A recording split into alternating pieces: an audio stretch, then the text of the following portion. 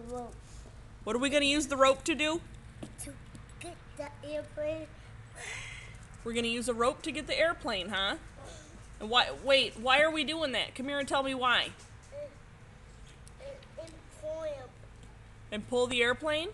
Yeah, and pull the airplane down. And why are we pulling the airplane down? He could drop my dad off. Oh, so the airplane can drop your dad off? Yeah. That's a great idea. You're a very smart little boy. I rope it back. Why? You do? You think that rope would be big enough to get that airplane? Yeah. Are you strong enough to pull it down out of the sky? Yeah. Yeah? I have big whistle. Cool. I'm gonna go get it. All right.